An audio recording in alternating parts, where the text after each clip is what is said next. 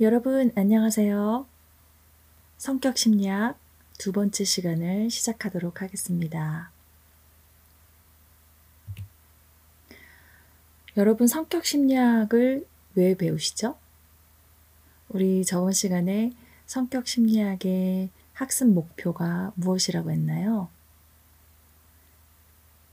예, 우리 삶은 대부분 인간관계 속에서 펼쳐지기 때문에 한 사람 한 사람과의 만남이 좋은 인연으로 발전하려면 그 사람이 어떤 사람인지를 잘 이해하는 것이 중요하죠.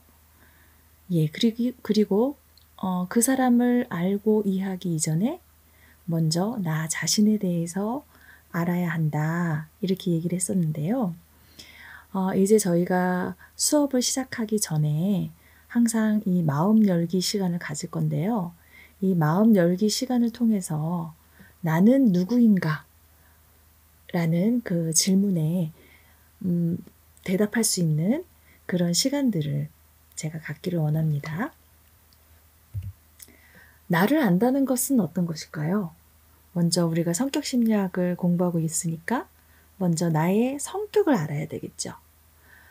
나의 성격에 대해서는 우리가 성격 심리학을 공부하면서 여러 성격에 관한 그런 심리 검사들도 한번 해보고 하면서 나의 성격에 대해서 이제 점점 알아갈 것이에요. 예. 그리고 나를 안다는 것은 나의 감정을 안다는 것이죠. 여러분은 여러분의 감정을 잘 알고 있나요? 쉽게 대답하지 못할 것이라고 생각해요. 그래서 여러분이 대부분의 이 삶 속에서 대부분 느끼는 그런 감정, 이거를 우리가 핵심 감정이라고 하는데, 많이 느끼는 그런 감정, 이것에 대해서 왜 그런 감정이 왔을까? 예, 이런 것에 대한 알매 시간, 예, 이런 것을 한번 가져볼 거고요. 그리고 나의 흥미와 욕구 알기, 그리고 내가 무엇을 잘하는지 강점에 대해서 안다는 것, 그것이 또 나를 아는 것이죠. 그리고 나는 어떠한 가치관을 가지고 살아가는가, 예, 나의 가치관을 안다는 것, 그것이 나를 아는 것이죠. 그리고 나의 꿈과 비전에 대해서 아는 것, 즉 내가 잘하는 것과 하고 싶은 것이 무엇인지 확실하게 아는 것. 예. 그리고 기타 이제 여러 가지가 있지만, 예, 제가 이제 이런 정도를 봤어요. 그래서 나의 성격과 감정의 원인인 또 나의 어린 시절을 한번 탐색을 해볼 것인데요. 나의 어린 시절을 통해서 그 부모님으로부터 받은 영향이 어떤 것인가? 그것이 어떻게 나를 형성했고 나의 성격, 나의 감정을 이끌어 왔는가? 이런 것에 대한 알매 시간을 우리 마음 열기 시간을 통해서 하나하나씩 알아보려고 합니다.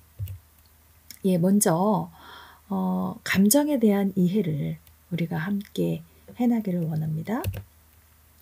감정은 어떤가요? 굉장히 다양한 감정들이 있죠. 여러분 지금 생각나는 감정 한번 얘기해 보실래요? 저는 우선은 여러분을 만나게 돼서 너무너무 행복해요. 그리고 이 수업을 하는 것이 또 즐거워요. 그렇지만 이 온라인 수업을 준비하는 것이 너무 힘들어요. 그리고 또 좀 피곤한 것도 있어요. 예, 이렇게 다양한 감정들이 있어요. 자, 한번 감정에 대해서 한번 알아볼까요? 감정에 따라서 우리 표정이 많이 변하죠? 예, 화가 났을 때, 여러분 분노했을 때, 예, 표정이 어떤가요? 예, 양 눈썹이 함께 이렇게 내려가면서 노려보는 눈이 되고 입술이 얇아지죠. 여러분 화났을 때 표정 한번 지어보실래요? 예. 그리고 놀랐을 때는 어떻게 되나요? 양눈썹이 하고 올라가면서 눈을 크게 뜨고 입이 벌어지죠. 예. 그리고 뭔가 더럽거나 역겹다거나 이럴 때는 코를 좀 찡긋거리면서 하면서 윗입술이 올라가죠. 또 여러분이 드라마를 봤다거나 슬픈 드라마를 봤다거나 여러분이 감정이 슬플 때 그럴 때 어떻게 되나요? 우선은 눈꺼풀 위가 내려가면서 눈이 초점을 잃으면서 입 주위가 살짝 아래로 당겨지죠. 뭔가 무서운 것, 공포스러운 것을 봤을 때, 공포감을 느낄 때는 어떻게 되나요? 눈썹이 올라가고 가운데로 오우 당겨지면서 눈꺼풀 위가 올라가고 눈꺼풀 아래가 긴장되고 입술이 귀 쪽으로 살짝 당겨지는 그런 표정이죠. 네, 여러분이 기쁠 땐 어떤가요? 눈가에 주름이 생기면서 그리고 두 눈이 올라가고 두 볼이 올라가고 그리고 눈 주위를 돌고 있는 근육의 움직임이 생기죠. 무엇인가 경멸할 때는 어떤가요? 한쪽 입꼬리가 올라가죠. 그쵸? 입술의 그 끝이 당겨지고 한쪽 얼굴만 올라가는 그런 얼굴의 표정과 감정에 대해서 우리가 한번 알아봤습니다. 이 외에 감정도 너무너무 많아요. 굉장히 다양한 감정들이 있는데요. 여러분과 함께 OX 퀴즈를 한번 해볼까요? 첫 번째, 감정은 좋은 감정, 나쁜 감정으로 나뉜다. OX? 네, X입니다.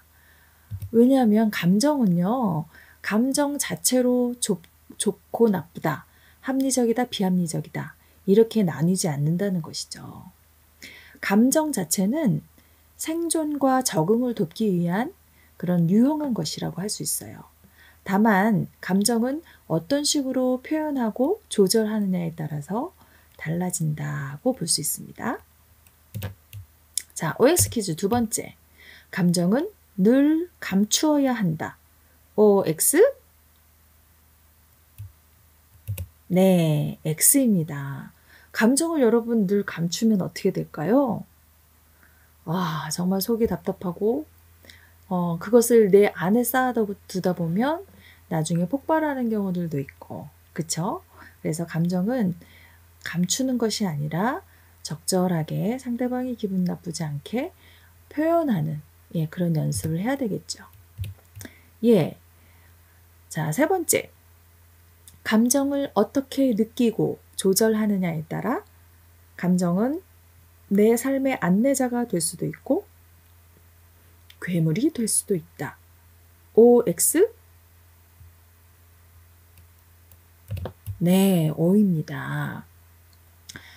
우리가 감정을 어떻게 느끼고 또 조절하느냐에 따라서 감정은 우리의 삶의 안내자가 될 수도 있어요. 그렇지만 이것을 조절하지 못하면은 내 삶에 있어서 내 삶을 파괴하는 그런 괴물이 될 수도 있다는 것이에요.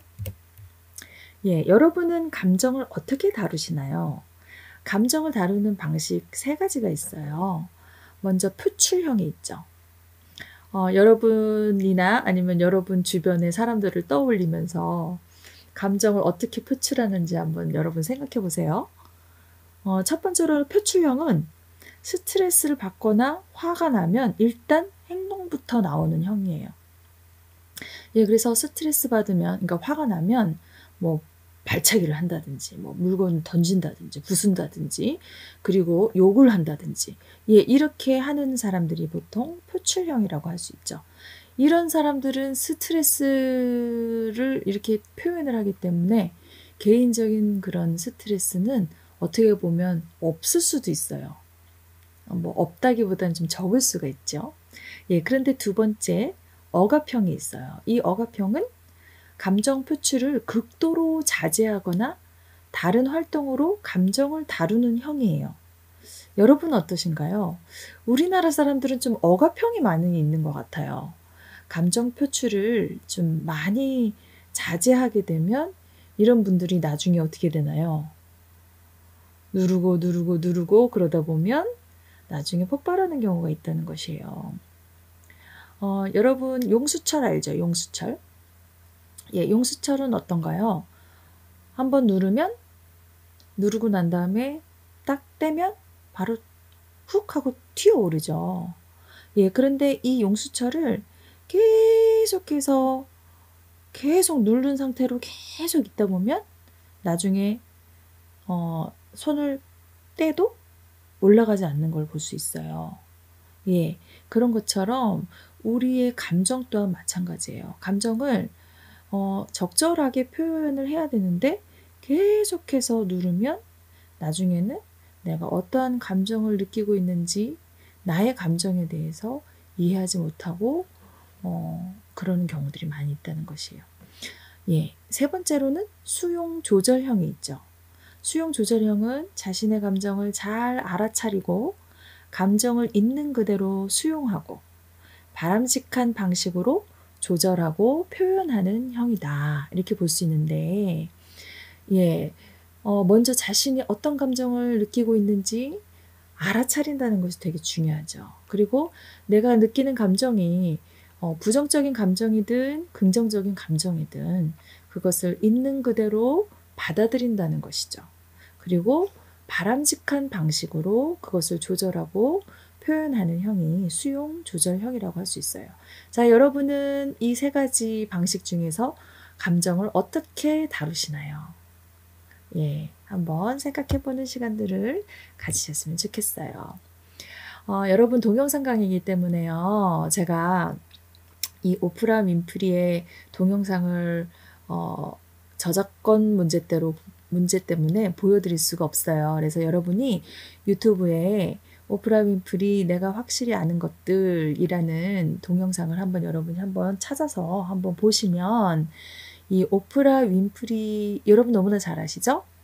예, 흑인 여성이죠.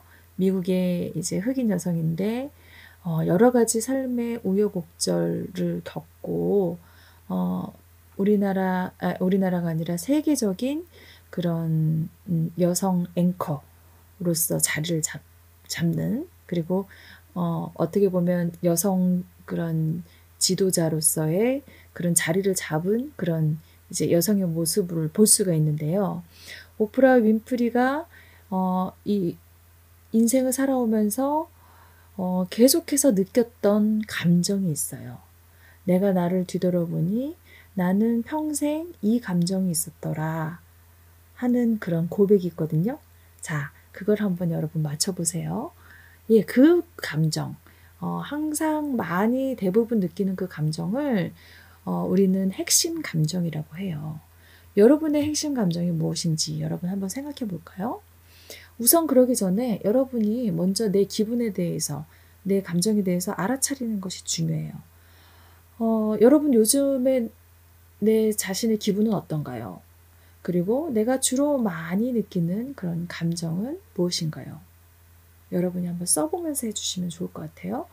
자, 그러면은 내가 이런 기분을 주로 느낄 때 그런 상황은 어땠었고, 이유는 어땠는지, 그걸 한번 여러분이 한번 적어보시고, 예, 생각해 보시고요.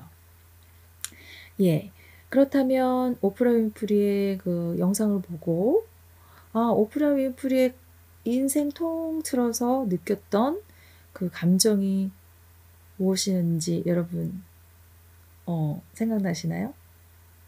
예, 오프라 윈프리는 자신을 돌아보니 내 인생에서 항상 있었던 그 감정이 바로 외로움이라고 했어요. 예, 여러분의 핵심 감정은 무엇입니까?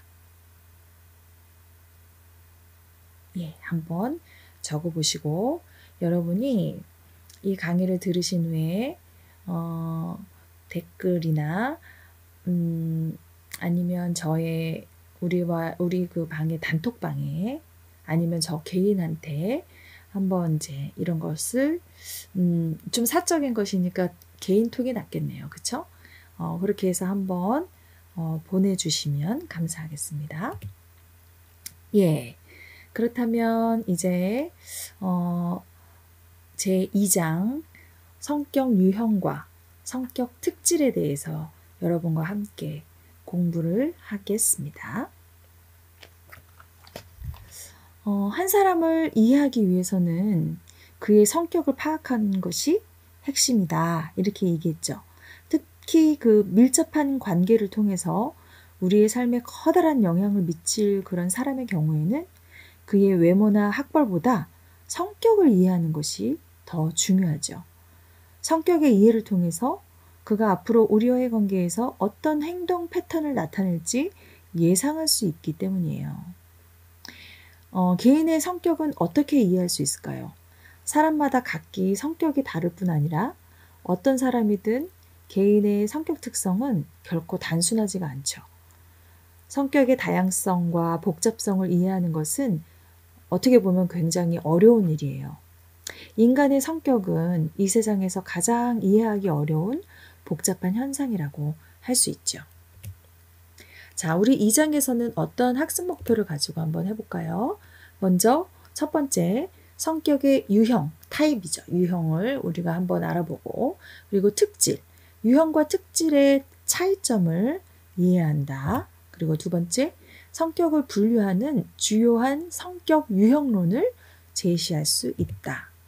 세 번째, 특질 이론의 발전 과정을 설명할 수 있다. 네 번째, 대표적인 특질 이론인 성격의 5요인 이론을 이해한다. 다섯 번째, 성격의 5요인 이론의 지지 근거와 한계점을 제시할 수 있다. 여섯 번째, 성격의 심리생물학적 이론을 설명할 수 있다. 예, 이것이 우리의 2장의 학습 목표입니다. 여러분, 정말 여러분은 누구입니까? 너는 누구니? 네, 이거죠?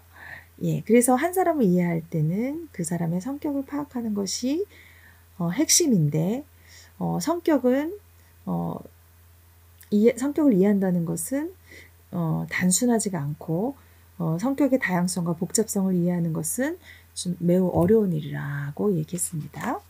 자, 성격을 이해하는 그런 방법, 다양한 성격을 몇 가지 유형으로 이제 구분을 하고 이 사람은 어떤 유형에 속하는가?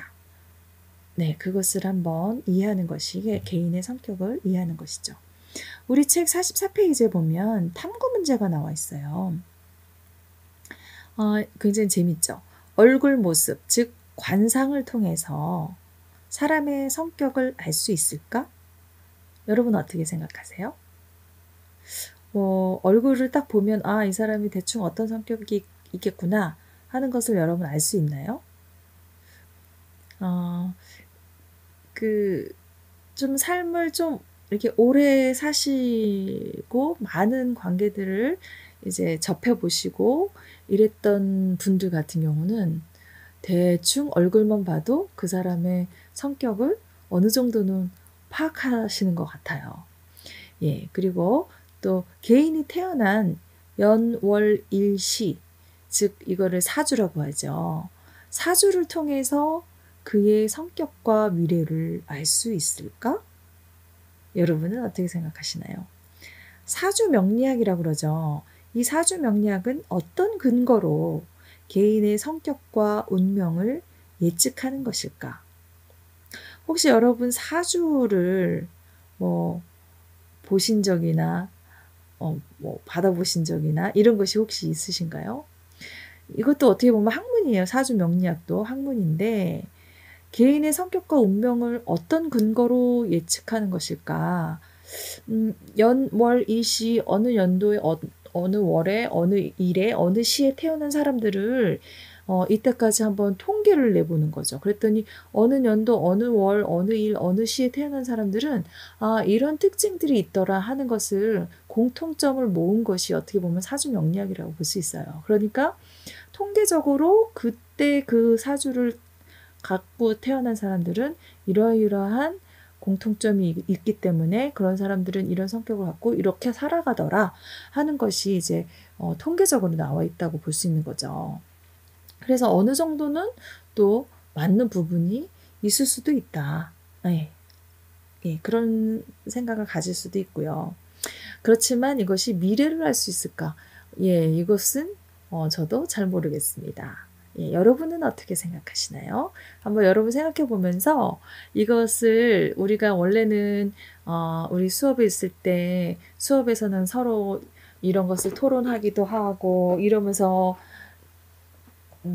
하지만 이것은 이제 제가 강의로만 하기 때문에요. 여러분이 한번 여러분의 가족 아니면 여러분의 동료들하고 한번 얘기해 보시면 너무 재밌는 주제가 될 것 같아요. 예, 성격 유형론이 무엇인가요? 성격의 범주적인 분류를 한 거죠. 인간의 다양한 성격을 몇 가지 유형으로 범주화하고 개인을 한 유형에 속하는 것으로 평가하는 그런 방법이에요. 그래서 A타입이냐, B타입이냐, C타입이냐, D타입이냐, 예, 이렇게 범주화시키는 것이죠. 그러면은 어떠한 것들이 있는지 한번 볼까요? 먼저 체액에 근거한 성격 유형론이 있어요. 여러분 고대 그리스의 의학자인 히포크라테스 여러분 잘 아시죠? 많이 들어보셨죠? 예, 이 히포크라테스가 인간의 성격을 체액에 따라서 4가지 유형으로 분리했어요. 그에 따르면 인간의 몸은 4종류의 체액이 있다. 즉 혈액, 흑담즙, 황담즙, 점액으로 구성되어 있으며 어떤 체액이 우세하냐에 따라서 개인의 성격과 행동 방식이 달라진다고 봤어요. 인간의 감정, 기분, 행동은 각 체액의 과잉이나 부족에 의해서 영향을 받는다. 예, 이렇게 주장한 거죠. 히포크라테스의 그 체액론은 인간의 성격이 신체적 조건에 따라서 달라진다고 주장한 최초의 생물학적 성격론이라고 할 수 있어요. 예, 이 로마 시대의 의학자 갈렌이라는 사람이 있었는데요. 이 갈렌이 이 히포크라테스의 체액론을 발전시켰어요. 그래서 좀 더 구체적인 기질 유형론을 제시했어요. 그는 뜨거움, 차가움과 건조함, 다습함과 그 이 두 차원에 따라서 사람들의 기질을 4가지 유형, 즉 다혈질, 우울질, 점액형, 담즙형으로 분류해서 각 유형의 기질과 성격 특징을 다음과 같이 제시했어요. 먼저 히포크라테스가 말한 혈액, 이 혈액이 우세한 다혈형, 이 다혈질이라고도 하죠. 다혈형은 낙천적이고 활동적인 그런 리더의 기질을 지니고 있다. 예, 이렇게 봤고요. 흑담즙을 많이 지닌 우울형은 조용하고 생각이 많은 그런 사색가의 기질을 지닌다. 이렇게 얘기했고요. 또 점액이 우세한 점액형은 느긋하고 온화한 평화주의자의 기질을 지닌다. 이렇게 얘기했고요. 또 담즙이 많은 담즙형은 성질이 급하고 공격적인 전사의 기질을 지닌다. 이렇게 얘기했어요. 여러분이 저번 주에 우리 수업에서 질문이 하나 나왔었던 게 있어요. 그러면 기질과 성격은 뭐가 다른가요? 여러분 기질과 성격은 비슷한 것도 같은데 뭐가 다를까요? 기질은요, 이 사람마다 타고난 것이라고 볼 수 있어요. 지금 히포크라테스나 갈렌이 이야기하고 있는 것은 어떻게 보면 기질이라고 할 수 있어요. 예, 그래서 여러분과 제가 한번 대면 수업 때는 제가 이것에 근거해서 나온 성격 검사가 있는데요. 그게 이제 여러분 도형 검사 한번 혹시 해보셨나요? 이것은 기질에 대한 검사예요. 그래서 기질과 거기에도 플러스해서 성격을 같이 할 수 있는 그런 이제 검사 방법도 있어요. 그래서 그걸 여러분하고 대면 수업 때 제가 한번 또 해보도록 할 건데요. 기질은 타고난 것이에요. 그래서 바뀌기가 쉽지가 않아요. 그런데 성격은 어떤 환경의 영향 이런 것들을 받죠. 그래서 나의 환경, 상황이 어떤가에 따라서 변화되기도 하는 것이 바로 성격이라고 할 수 있어요. 예. 그 다음에 체형에 근거한 성격 유형론이 있어요. 예. 이것도 너무 재미있죠. 예. 독일의 정신의학자가 이제 체형에 따라서 성격 특성이 이제 다르다 이렇게 이제 주장을 했는데요. 체형을 4가지 유형으로 나누고 각각의 성격 특성을 제시했을 뿐만 아니라 각 유형이 극단적인 경우에 나타날 수 있는 정신장애까지도 제시했대요. 예컨대 뚱뚱한 체형. 이 뚱뚱한 체형인 사람들은 사교적이고 호의적이며 의존적인 성격을 지니고 극단적인 경우에는 조울증. 조울증이 뭔가요? 조증은 막 기분이 업된 거죠.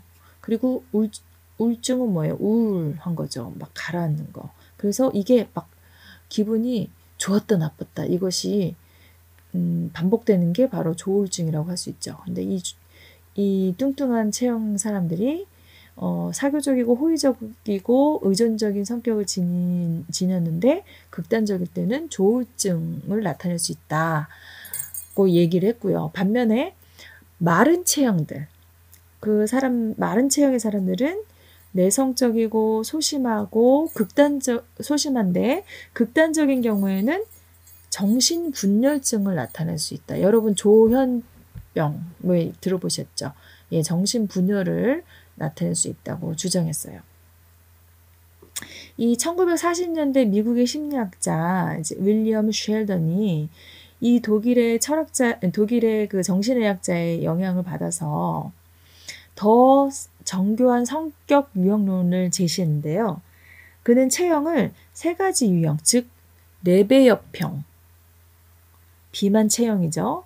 그리고 중배엽형, 근육 체형, 그 다음에 외배엽형, 마른 체형으로 분류해서 각 체형이 특정한 성격 특성과 관련된다고 주장했어요.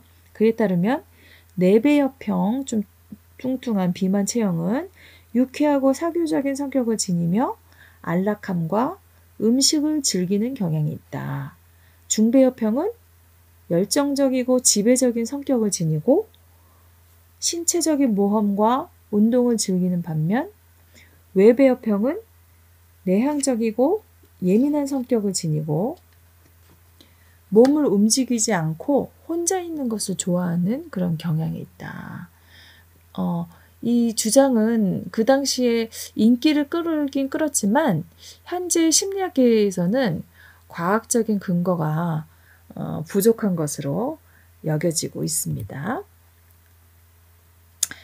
여러분 혈액형. 예, 여러분의 혈액형은 뭔가요? 예, 혈액형에 근거한 성격 유형론도 있어요. 먼저 여러분 A형이신 분들 많으시죠? 저도 A형이에요. 예, A형을 농부에 비유했어요. 농부. 그래서 A형은 보수적이고 내향적이고 인내심이 좋고 대신에 감정 표현이 부족한 그런 좀 대표적인 성격을 가지고 있죠. B형은 어떤가요? 여러분 B형도 많이 있으시죠? 예, B형은 사냥꾼으로 비유했어요. 사냥꾼. 그래서 좀 창의적이고 융통성이 있고 그렇지만 좀 자기중심적이고 무책임한, 그러니까 자기중심적이기 때문에 좀 무책임한 거죠. 예, 이러한 경향이 있고요. AB형은 휴머니스트라고 볼 수 있어요. 그래서 AB형은 이성적이고 또 조화를 중요시하고 또 우유부단하고 이중적인 그런 단점이 있죠. 제가 아까 A형을 잘못 얘기했네요. A형이 인내심이 강하다기보다는 인내심과 감정 표현이 부족한 거네요. 그렇죠? 예, O형은 어떤가요? O형은 투사로 비유했어요. 그래서 O형은 강인하고 자신감이 있는 그런 장점이 있는 반면에 좀 오만하고 냉정한 그런 단점이 있죠. 여러분, 그런데 이 혈액형을 어떻게 보면 약간 맹신한다고 해야 하나? 그리고 뭐 혈액형이 뭐냐? 이 혈액형에 따라서 이렇게 다르다. 하는 거를 주장하는 나라는 우리나라하고 어떻게 보면 일본밖에 없어요. 우리나라도 일본의 영향을 받은 거겠죠. 외국에서는 이 혈액형을 별로 그렇게 중요하게 생각하지 않더라고요. 탐구 문제 여러분 한번 또 생각해 볼까요? 혈액형 A형, B형, O형, AB형에 따라서 성격이 다를까? 이 네 가지 혈액형마다 각기 독특한 성격 특성이 있을까? 동일한 혈액형을 지닌 많은 사람들이 공통적으로 지니고 있는 성격 특성이 있을까? 여러분 한번 생각해 보시고요. 혈액형에 따라 성격 특성의 차이가 있는지 조사해 본다. 만약 혈액형에 따라 성격이 다르다면 그 이유는 무엇일까? 만약 혈액형과 성격이 무관하다면 왜 그토록 많은 사람들은 혈액형에 따라 성격이 다르다고 믿는 것일까? 여러분이 한번 생각해 보시고 여러분 가족이나 여러분 친구들하고 한번 이 문제에 대해서 한번 토론을 해보시면 좋으실 것 같습니다. 자, 성격 유형론에서 정말 중요한 사람이 한 명 나옵니다. 여러분 칼 융, 여러분 들어보셨나요? 칼 융은 스위스의 심리학자이자 정신과 의사고요. 분석 심리학을 제시한 아주 저명한 그런 인물이에요. 그가 주장한 분석 심리학 이론 체계는 우리 책의 7장에서 상세하게 소개됩니다. 융은 개인의 다양한 성격 특성을 심리적인 태도와 기능의 차이로 설명하고 있어요. 이 심리적인 태도는 개인이 내면적인 세계 또는 외부적인 세계에 대해서 관심과 에너지를 투여하는 그 방향성을 의미하고요.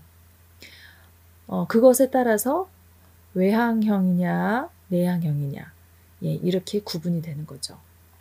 이 외향형은 외부 세계에 관심을 가지는 객관적인 태도인 반면에 내향형은 내면 세계에 관심을 두는 주관적인 태도라고 볼 수 있어요. 개인은 상황에 따라 외향적일 수도 있고 내향적일 수도 있지만 대부분의 경우 어느 한쪽의 태도가 좀 우세합니다. 그래서 내가 외향인지 내향형인지 여러분 한번 생각을 해보시고요. 이 융이 이거는 우리가 조금 있다가 또 여러분이 한번 내 성격 유형에 대해서 한번 검사해보는 시간을 한번 가져볼 거예요. 성격의 또 기능은요. 사고, 감각, 감정, 감각, 직관 네 가지로 구분이 되는데요. 먼저 사고, thinking이라고 그러죠. 사고는 사물을 이해하는 지적인 기능이에요. 여러 관념을 연결시켜서 문제를 해결하는 역할을 하는 것이 사고죠. 그리고 감정은 평가 기능을 담당해요. 그래서 어떤 관념이 긍정적 또는 부정적 감정을 일으키는지에 따라서 그 관념을 받아들일 것인지 물리칠 것인지를 결정하는 것이 바로 감정이에요. feeling. 감각, 우리 센스라고 하죠. 감각은 감각 기능의 자극에 의해서 감각 기능, 오감이 있죠. 우리 오감. 어떤 것이 있나요? 뭐 후각, 촉각, 미각, 청각, 시각. 그쵸? 이 오감에 따라서 오감의 감각기관의 자극에 의해서 생기는 모든 의식적인 경험을 의미하고요. 직관이라는 것은 직접적으로 주어지는 경험으로서 갑자기 나타나며 그 근원과 과정을 설명할 수 없는 것이에요. 그래서 우리가 통찰력이 있다. 나의 직관은 맞아. 직감. 이런 것들이 어떻게 보면 약간 직관이라고 할 수 있어요. 이 융의 이것이 성격검사 여러분이 너무나 잘 알고 있는 MBTI가 개발된 이론적인 근거가 바로 융으로부터 시작됐다는 것이에요. 이 두 가지의 태도와 네 가지의 기능을 조합하면 다음과 같은 8가지의 성격 유형이 도출될 수 있어요. 먼저 외향적 사고형. 외향은 E라고 표시하고 사고는 thinking의 T죠. 그래서 이 외향적 사고형 ET 이는 외부 세계를 지적으로 파악하고 이해하는 활동에 강한 흥미를 느끼고 자연 세계를 탐구하는 과학자의 특성을 지닌다고 볼 수 있어요. 두 번째, 내향적 사고형. 그러니까 I, 내향이 I죠. 그 다음에 T, 사고. I와 T가 들어가는 IT, 내향적 사고형은 자신의 존재와 내면 세계에 대한 그런 사색과 분석에 깊은 관심을 가지죠. 그렇기 때문에 철학자나 심리학자의 성향을 지닌다고 볼 수 있어요. 또 외향적 감정형이 있어요. 외향은 E죠. 그리고 감정은 F죠. 그래서 E와 F가 들어가는 외향적 감정형은 사회적 관습과 타인의 평가를 중시하고 사회적 활동과 정서적 표현에 적극적이어서 파티의 여주인공으로 적격이다. 이렇게 할 수 있어요. 저네요. 저. 외향 그리고 감정. E와 F가 전 다 들어가거든요. 네. 파티의 여주인공이래요. 네. 네 번째, 내향적 감정형. I, 내향은 I죠.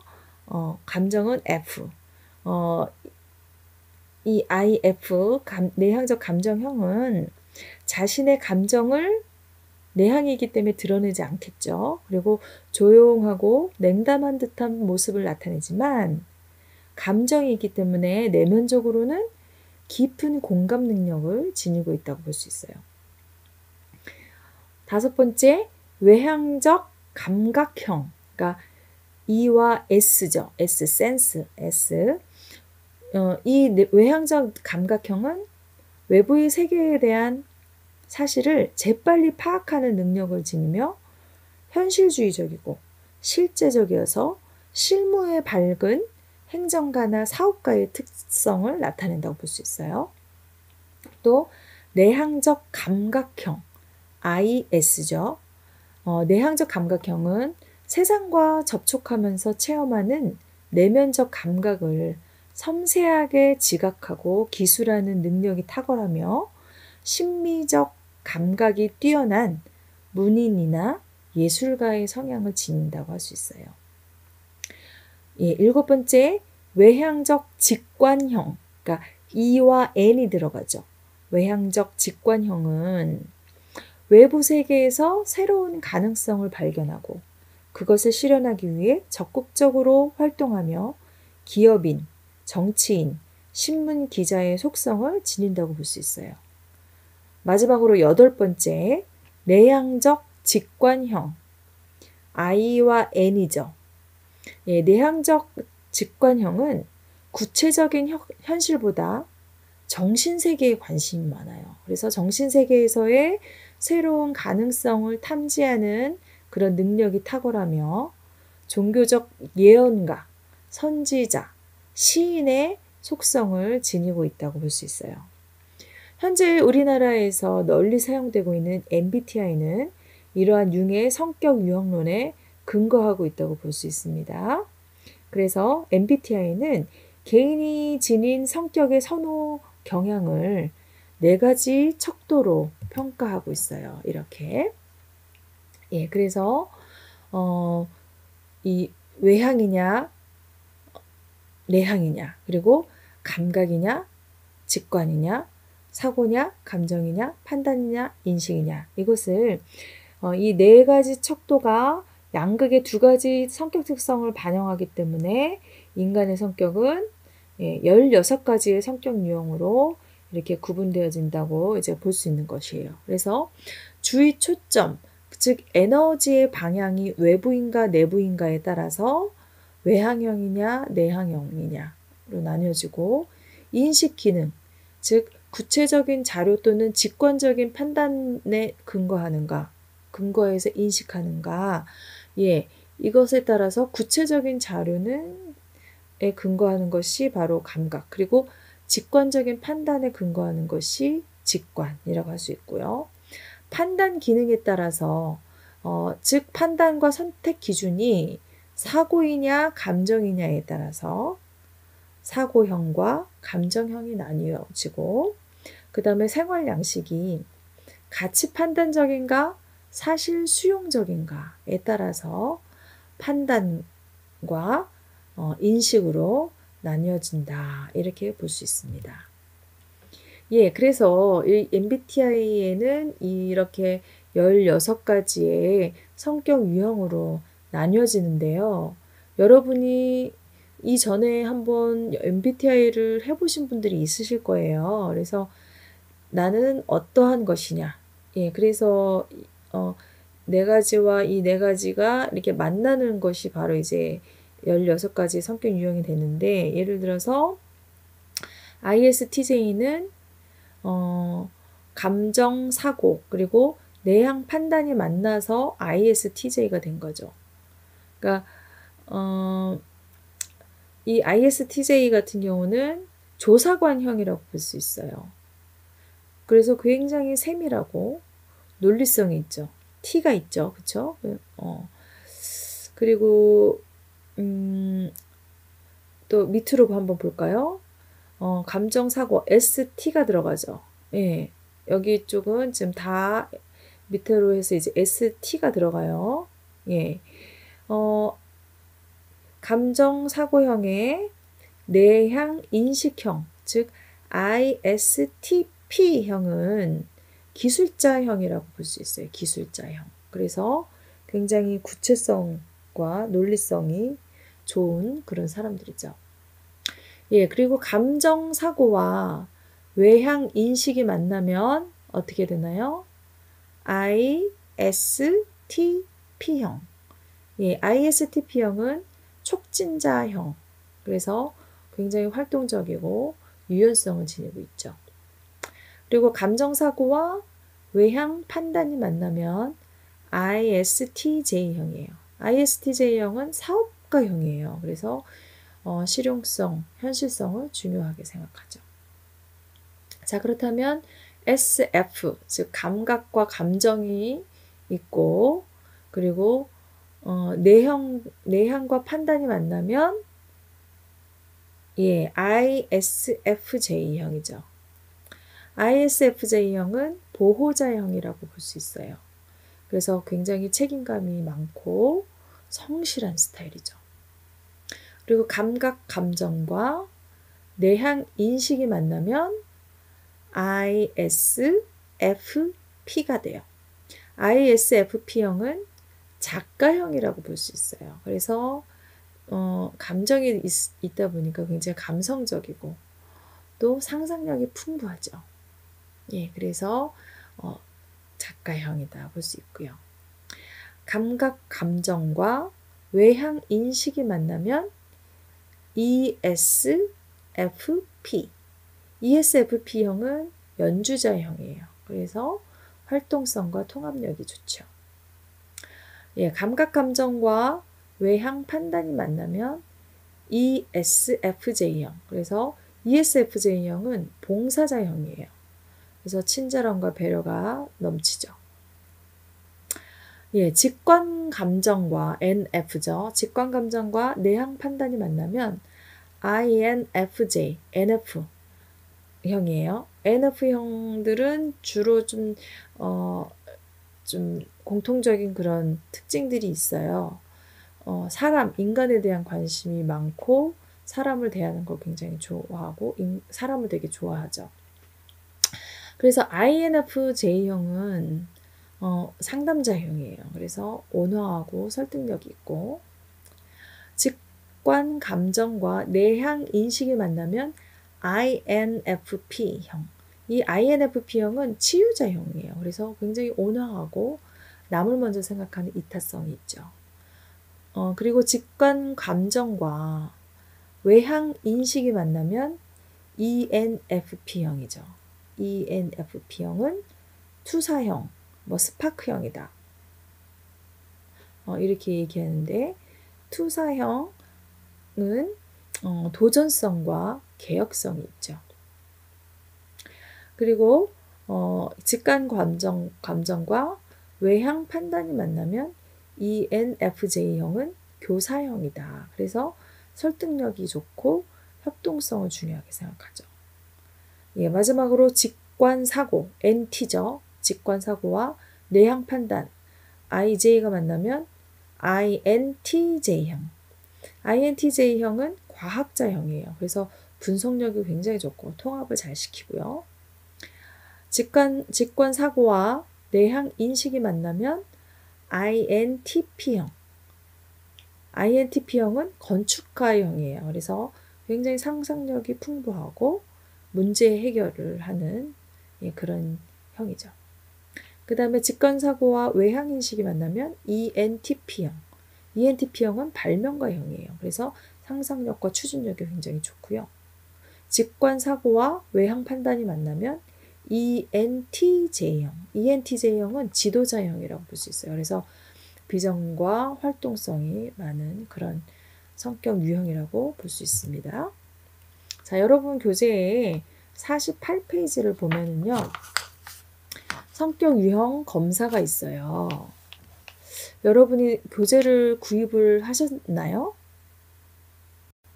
교재를 구입하지 않았으면 제가 이것을 사진을 찍어서 우리의 단톡방에 올려보도록 할게요. 그래서 여러분이 한번 성격 유형 검사를 여러분이 한번 해보시고 채점을 한번 해보세요. 그러면은 나의 그 유형이 나옵니다. 그래서 나의 성격 유형과 성격 특성이 맞나? 적절한가?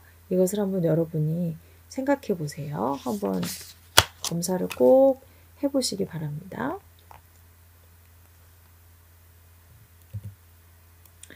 원래 저희가 이제 만나면은요, MBTI 유형으로 조를 만들어 보려고 그랬어요. 여러분이, 우리가 지금 못 모이는 대신에, 한번 여러분 가족 중에서라든지, 그렇게 소그룹으로 모이는 경우에는, 이렇게 한번 조를 한번 만들면은 너무 재밌어요.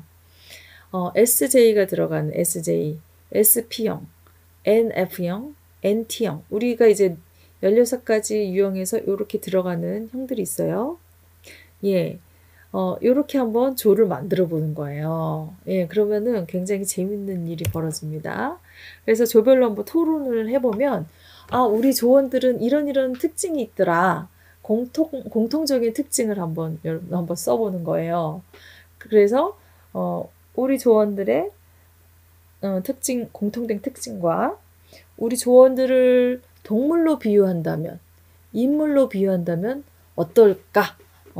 어떤 것 같다. 한번 여러분이 한번 이렇게 생각해 보시고, 조별 토론이 안 될 경우에는 여러분 그냥 자신에 대해서 한번 생각해 보시면 좋을 것 같아요. 그리고 여러분이, 좋아하는 사람의 유형이 있고 싫어하는 사람의 유형이 있으시잖아요. 예, 그래서 나는 이런 유형은 좋더라. 나는 이런 사람이 좋더라. 하는 그런 사람을 한번 써보시고, 또 나는 이런 사람이 싫더라. 왠지 괜히 싫어. 이런 사람들이 있으시죠? 예, 그런 사람의 유형을 여러분 한번 적어보세요. 근데 너무 신기한 게 다 달라요. 예, 그리고 그룹별로 굉장히 달라요. 예, 그래서, 아까 우리 책에는, 이제 특징에 대해서, 성격 유형에 대해서 이렇게 나왔지만, 또, 이거를 이제 또 다르게 보는 그런 무슨 형이다 이렇게 보는 게 여기 옆에 제가 한번 적어 놔봤습니다. 그래서 ISTJ는 세상의 소금형이다. ISTP는 백과사전형이다. ESTP는 수완이 좋은 활동가형이다. ESTJ는 사업가형이다. 이건 공통되네요. 그쵸? ISFJ는 임금 뒤편의 권력형이다. 앞으로 나서진 않지만 임금 뒤에서 임금을 조정하는. 예. 그리고 ISFP는 성인군자형이다. 어떤 일이 있어도 굉장히 평안을 유지하는. 예. 그리고 ESFP는 사교적인 유형이다. 그리고 ESFJ는 친선도모형이다. 그 다음에 INFJ는 예언자형이다. INFP는 잔다르크형이다. 잔다르크가 어떤 일을 했나요? 예, 뭔가 이제 개혁하는 일, 그런 일을 했죠. 예, 그런 일을 하는 사람들이 이런 유형이 많다는 거죠. 그리고 ENFP형은 스파크형이다. ENFP형은 여기서 스파크형이라고 했지만 굉장히 상담 그리고 인간에 대한 관심이 굉장히 많고 어떻게 보면 도전적이고 창의적인 그렇기 때문에 이제 스파크형이라고 한 거예요. 저도 이 유형에 속합니다. 그 다음에 ENFJ형은 언변능숙형 그래서 교사들이 많죠. 그리고 INTJ는 과학자형 그리고 INTP는 아이디어 뱅크형 그 다음에 ENTP형은 발명가형 ENTJ형은 지도자형이에요. 그래서 여러분 각자 자기가 이제 여러분 성격 검사를 이제 MBTI를 한번 해보셨잖아요. 그러면 내 유형에 대해서 요즘은 너무 잘 나와 있어서 여러분이 한번 그 형에 대해서 검색해 보시잖아요. 그러면은 너무너무 자세하게 나와 있어요. 예, 그래서 제가 일일이 지금 다 얘기하지 않더라도 여러분이 자기 자신에 대한 것은 한번 찾아서 검색해 보셔서 나하고는 이런 거는 맞는 것 같아. 그런데 나는 이거는 좀 아닌 것 같아 하는 것들이 있으실 거예요. 왜냐면 이게 100%다 맞다고 할 수 없고 또 그 경계선적으로 있는 것들이 있어요. 예를 들자면 저 같은 경우는 ENFP형인데요. P하고 J가요. 지금 거의 같아졌어요. 원래 제가 타고난 기질이라고 해야 될까? 그거는 P예요. 인식형인데 사회생활을 많이 하다 보니까 이제 J형이 된 거죠. J형의 특징은 뭔가요? 굉장히 계획적이죠. 뭔가 계획적이고 과제를 언제까지 내라고 할 때 그때까지 딱딱 미리미리 하는 그런 스타일이 J형인데 저는 사실 그렇지가 못해요. 저는 굉장히 기질적으로 보면 P형이에요. 그래서 이 인식형들의 특징은 또 어떤가요? 만약에 과제가 있어요. 과제가 있으면 J형들은 시간에 맞춰서 딱 그거를 미리미리 계획하고 준비해야 되지만 이 인식형들은 미루다가 그 바로 그 과제를 내야 되는 바로 전날에 밤을 새요. 네, 그런 사람들이 주로 이제 인식형인 경우가 많고 여행을 예를 들자면은 여행을 갈 때 막 일일이 다 계획하고 하는 그런 스타일은 어떤 스타일이냐면 J형이고 이 P형은 갑자기 이제 나 어디로 떠나고 싶다. 이럴 때 그렇게 막 가는 그런 스타일이 이제 P형이죠. 네. 그래서 네, 이렇게 한번 토론을 해보시면 좋을 것 같고 자신의 특성에 대해서 한번 이제 더 자세하게 한번 보시면 좋을 것 같아요. 그러면은 이 16가지의 유형별로 선호 직업군이 있어요. 그래서 그 각자 특성에 맞게 이렇게 ISTJ형은 기술자들, 관리자, 그 굉장히 꼼꼼하기 때문에 교정직, 회계 관련, 컴퓨터 시스템, 치과 의사, 교사, 이런 분들이 많으시고 ISTP형은 농부, 전기, 전자기술 이런 것들이 있어요. 그래서 여러분이 나의 성격에 맞는 이런 것들이 어떤 직업들이 있는지 이런 걸 한번 보시면 좋을 것 같아요. 저 같은 경우는 저는 ENFP형이에요. ENFP형은 보니까 정신분석 치료, 원론인, 상담가, 저 상담 전공 있잖아요. 그쵸? 작가, 교사, 미술연극 음악에서의 교사, 심리학자, 성직자, 예, 종교교육가. 그러니까 저는 또 전도사의 일을 하고 있으니까 성직자도 맞죠. 음악 작곡가, 저 음악에 대한 관심이 엄청나게 많죠. 네, 음식 서비스 홍보 관련직. 저의 성격에 따라서, 기질에 따라서, 예, 이렇게 직업을 저도 선택하게 된 것 같아요. 자, 그래서 여러분의 그런 성격에 맞는 그런 직업이 뭔지 한번 보시고 내가 그렇게 내 성격대로 직업을 선택해서 하고 있는지 이런 것도 한번 보시면 예, 재미있을 것 같습니다.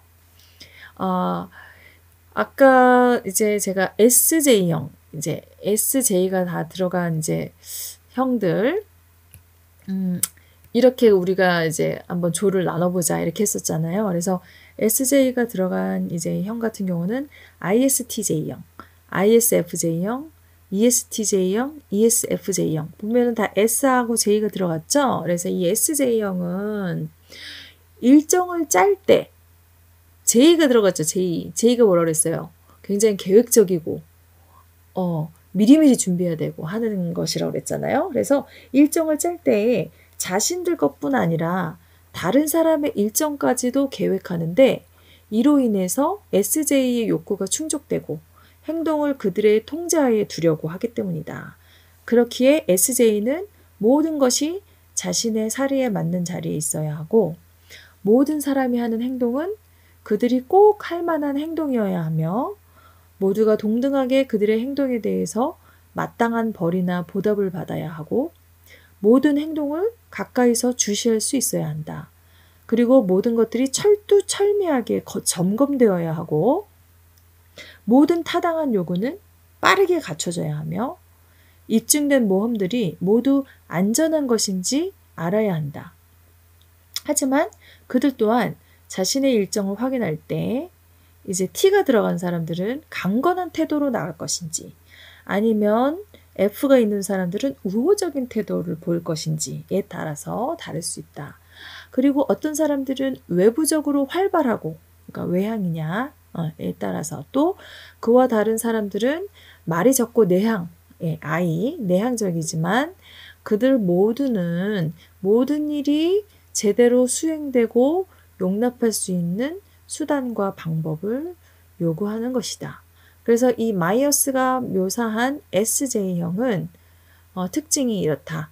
보수적인, 안정적인, 한결같은, 규칙화된, 합리적인, 사실적인, 충동적이지 않은, 참을성 있는, 신뢰할 만한, 근면한, 꼼꼼한, 성실한, 인내심을 갖고 계속하는 철두철미한 사람이다. 예, 이러한 공통적인 특징들이 있다는 것이죠. 자, 자기 성격에서 S하고 P가 들어간 분들 있죠. ISTP, ISFP, ESTP, ESFP. 예, 이렇게 네 가지 이제 SP가 들어가는 이 SP형은 마이어스가 이 SP에게 주변 환경 탐색이란 자신이 할 수 있는 선에서 자기에게 유리한 선택사항을 알아보고 이것을 활용하기 위함이다 라고 했다. SP에게 순간순간 행동할 수 있는 자유로움과 언제 어디서든 기회가 찾아오는 것은 매우 중요하다. 이들의 장점은 어떤 기회든 잡을 줄 알고 가능성을 놓치지 않으며 누구를 만나든지 신나고 즐거워하며 그에 대한 장점을 찾아내는 것이다. 하지만 선택을 해야 하는 상황에서의 강건한 태도, T로 나갈 것인지 아니면 우호적인 태도, F를 보일 것인지는 다를 수 있다. 그리고 어떤 사람들은 외부적으로 적극적이고 또 그와 다른 사람들은 상대적으로 말이 적고 내향적 I지만 그들은 모두 자신이 원하는 것을 얻기 위해 무엇이 필요하고 효율적인지 아닌지를 확인할 것이다. 그래서 마이어스가 묘사한 SP형은요. 적응력 있는 예술적인 운동을 잘하는 현실 직시와 그것을 그대로 받아들이는, 편협하지 않은, 늘 효과적인 타협점을 파악하고 주변에서 일어나고 있는 일들을 잘 알고 그 순간에 무엇이 필요한지 아는, 유용한 정보가 많은, 이론적인 것은 쓸모없다고 생각하는, 느긋한, 관대한, 편견 없는, 설득력 있는, 기계와 공구를 잘 다루고 과하게 노력하지 않는, 색과 선과 질감에 대해서 섬세한, 직접 해보기 좋아하는, 인생을 즐기는, 이러한 공통적인 특징이 있다고 보았고요. 자, NF가 들어가는 그런 형들이 있어요. INFJ, INFP, ENFP, ENFJ. 이 NF의 내면을 보면 이들은 타인의 삶에 어떻게 하면 특별한 의미를 부여해 줄까라고 생각하는 친근함, 따뜻함 그 자체라고 마이어스는 말했어요. NF는 주변 사람들과 갈등이 있는 것을 고통스러워한다. 주변 사람들과의 갈등은 이들이 매우 사적인 방법으로 다루어야 할 문제이다. 그러므로 NF는 어울려 다니는 집단의 분위기와 사랑하는 이들이 자신을 긍정적으로 바라봐주는 것이 중요하다. 또한 스케줄에 대해 결정을 내리거나 J죠. 선택을 위해 계속 탐색을 할 때 P. 이들의 친근한 감정과 함께 행동으로 표현된다. 외부적으로 활동적일 수도 있고, 활동적인 건 E죠. 혹은 내향적 I일 수도 있지만 모든 NF는 가족, 친구, 동료들과 좋은 관계를 맺고 자신에 대해 긍정적으로 생각하며 서로 사이좋게 지내는 것을 매우 중요하게 생각한다. 그래서 마이어스가 묘사한 NF형은요, 인간적인, 동정적인, 열정적인, 영적인, 창의적인, 직관력 있는, 통찰력 있는, 주관적인 이런 공통적인 특징을 가지고 있다고 얘기하고 있습니다. 마지막으로 NT가 들어간 NT형, INTJ형, INTP형, ENTP형, ENTJ형. 마이어스는 NT도 내면을 보면 주어진 문제를 해결하는데 필요한 사항과 그 이유를 알아내는데 강인한 정신력을 발휘한다고 봤어요. T가 들어갔죠. 그쵸? 이를 위해서 NT는 자신이 꾸준히 그리고 지속적으로 합리적으로 행동하기를 바란다. 이들은 문제를 해결하는 데 있어서 시간표를 결정하거나 시간표 결정하는 건 J죠. 그렇죠? 그리고 선택을 위해 시간을 두고 더 탐색하거나 P죠. 하는 면에서나 외부적으로 잘 표현하거나 E죠. 그리고 내향적인 I인 면에서는 다를 수 있지만 이런 거에 따라서 좀씩 다를 수 있지만 NT가 들어간 이들 모두는 그들이 하는 모든 행동에서 무슨 말이나 행동을 하든지 그것들은 이치에 맞아야 되기 때문에 그에 맞는 타당한 이유가 있다라고 말한다. 마이어스가 묘사한 NT형은요. 특징이 분석적인, 체계적인, 추상적인, 이론적인, 지적인, 복잡한, 독창적인, 효율적인, 정확한, 독립적인, 논리적인, 전문적인, 호기심 있는, 과학적인, 연구 중심적인 그런 특징을 가지고 있어요. 제가 이때까지 얘기한 모든 것들은 지금 성격 유형과 조직이라는 책에서 발췌한 것입니다. 그래서 우리 NT는 어떤 동물로 좀 비교할 수 있을까요? 이론과 기질을 가지고 있는데 이 올빼미에 비유할 수 있어요. 그렇죠? 그리고 NF 기질을 갖고 있는 사람은 촉진제 기질을 갖고 있기 때문에 동물로 비유하자면 돌고래형이다 이렇게 볼 수 있고요. SJ 기질을 갖고 있는 사람들은 수호자 기질이 있기 때문에 비버로 이제 한번 볼 수 있고요. SP 기질은 즉흥 연주자 기질을 갖고 있기 때문에 어떻게 보면 여우로 이제 묘사하고 있습니다. 각각의 특징을 한번 보면 예, NT가 들어간 이론과 기질, 올빼미형은 첫 번째, 거시적으로 바라본 뒤 미시적으로 접근하는 경향이 많아요. 그래서 나뭇가지 위에 앉아서 관찰하다가 원하는 것을 발견하면 소리 없이 먹이를 향해 내려가서 정확히 덮치죠. 인간보다 100배 좋은 시력을 갖고 있고 청력도 좋아요. 예, 올빼미처럼. 예. 그리고 두 번째, 전략적으로 선택해요. 그래서 좋은 환경이나 먹이의 가능성을 고려해서 둥지를 선택하고 서식지의 나그네쥐 주요 먹인데 이 나그네쥐의 양에 따라서 새끼를 낳는 거죠. 예, 세 번째, 문제를 정확하게 파악하고 대처합니다. 그래서 주변 환경의 변화를 파악해서 필요시에 바로 이동하죠. 그리고 굉장히 독립적입니다. 그래서 새끼에게 살아남기에 필요한 시각, 청각 신호들을 훈련시킨 뒤에 매우 빨리 둥지에서 내쫓는다는 것이에요. 네. 그리고 NF 기질, 촉진제 기질을 갖고 있는 NF 기질인 사람들은 동물로 비유했을 때 좀 돌고래형이다 이렇게 볼 수 있는데, 예, 첫 번째로는 개개인의 특성을 가치 있게 여기죠. 그래서 서로를 구별하기 위한 구체적이고 독특한 그런 이름, 독특한 소리를 가지고 있어요.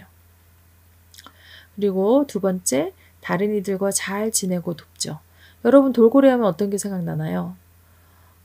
돌고래가 굉장히 영리하고 사람을 좋아하고 사람을 잘 따르죠. 예, 그래서 굉장히 다른 이들하고 잘 지내고 돕는 그런 성향을 갖고 있어요. 그래서 다른 생물 또는 인간들의 마음을 이끌고 돕고, 돌고래 같은 경우는 난파된 배에 사람들을 돕고 상어떼를 쫓는, 예, 그런 역할들을 하고 있죠. 예, 그런 것과 비슷하다 볼 수 있고요.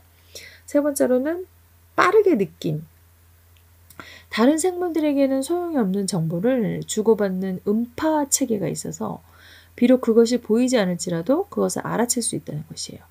그리고 네 번째로는 타인의 잠재력을 이끌어주는 역할을 한다는 것이에요. 넘치는 친절함과 보호 성향이 있어서 취약한 사람들에게 관심이 많아요. 예를 들어서 임신한 여성을 보호한다든지 하는. 그리고 장애 어린이들에게 관계를 맺고 마음을 이끌어서 그들이 사용하지 않던 팔다리를 사용하게끔 유도해요. 예, 돌고래의 이런 특징이죠. 그런 것이 NF 기질과 너무 비슷하다. 예, 볼 수 있습니다. 예, 비버의 기질을 한번 볼까요? 비버 기질, SJ가 들어가는 SJ 기질이죠. SJ 기질은 이제 수호자 기질, SJ 기질의 특징, 비버의 특징과 같이 보면 첫 번째로는 안전하고 편안하고 확실한 미래를 준비하죠. 비버가 어떠나요? 예, 하나의 막대기 더미가 보이는 것이 실제로는 오래 견디는 매우 튼튼한 구조물이고 양이 많고 빨리 움직이는 물, 포플러, 숲 이게 주요 목인데 그 주변에 있고 새끼를 키울 댐이나 굴을 만들죠. 두 번째, 확장된 가정을 만들고 유지합니다. 가족을 위해서 안전하고 튼튼한 장소를 제공하는 데 초점을 두고요. 꼬리를 세게 쳐서 즉각적으로 가족에게 위험 상황을 경고하는 것. 이것이 좀 비슷하다 볼 수 있고요. 세 번째로는 자원을 잘 보존합니다. 그래서 식량 공급을 확실하게 하기 위해서 다양한 장소에 숨깁니다. 네 번째, 계획적인 설계를 해요. 그래서 댐을 강하게 만들기 위해서 정확한 시간, 장소에 통나무를 옮기죠. 예, 마지막으로 SP 기질, 즉흥 연주자 기질인 동물로 비유하자면 여우 기질. 예, 우선은 첫 번째로는 우아하고 뛰어납니다. 예, 여우가 호기심이 많고 모험을 좋아하는 것처럼 그렇게 모험을 좋아하고 아름답고 대담하고 무언가를 원할 때 그것을 바로 뒤쫓아서 정확하게 잡습니다. 두 번째, 주위 환경에 빨리 적응해요.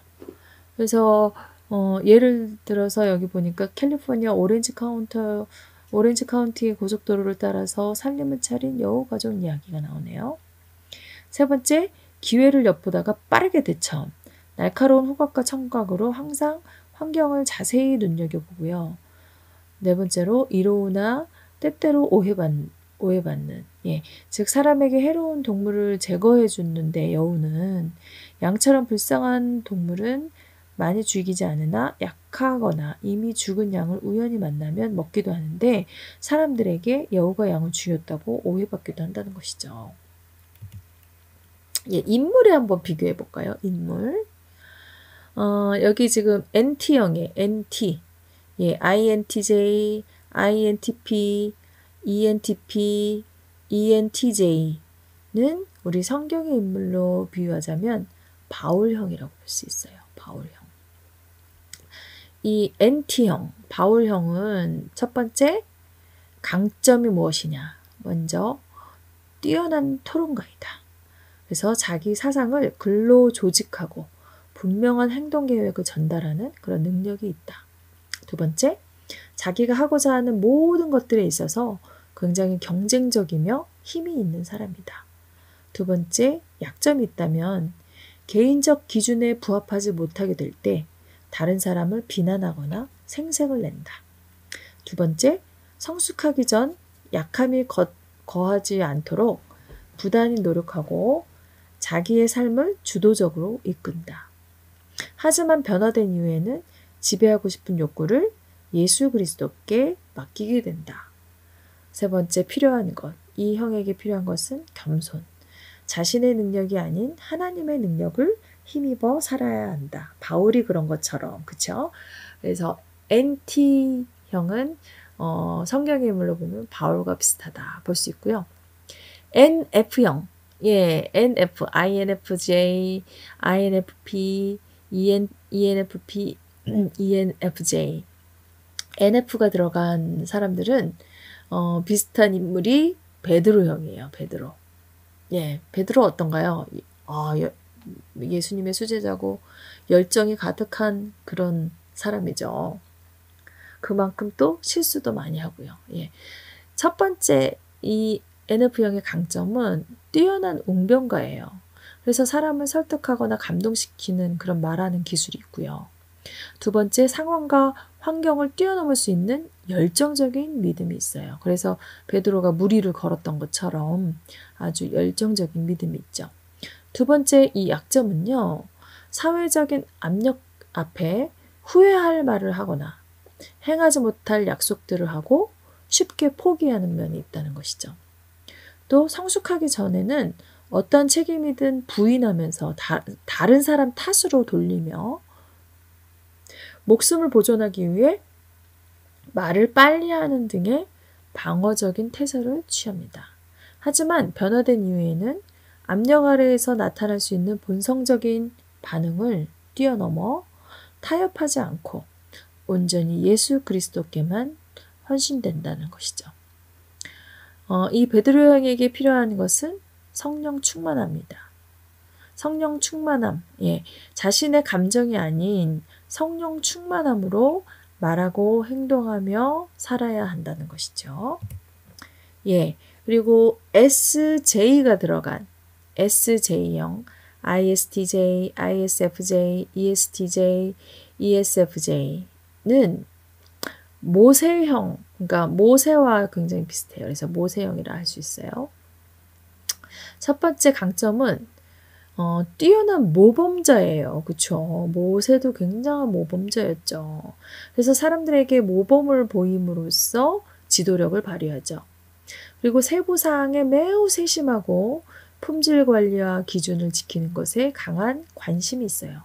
또한 혼자 오랫동안 일하는 것을 즐길 수가 있다는 것이죠. 이들의 약점은 무엇이냐? 스트레스를 받으면 극도로 민감해지며 여러 가지 질문을 하게 되고 빠른 변화를 거절한다. 예, 두 번째로는 성숙하기 전에 타인의 삶에 개입하고 책임을 져야 하는 상황을 피한다.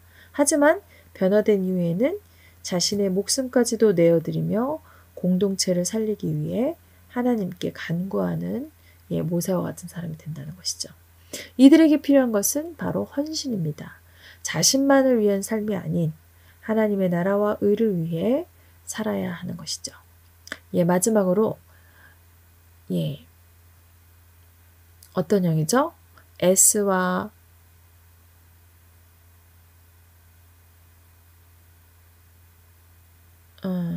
SP형이죠. SP.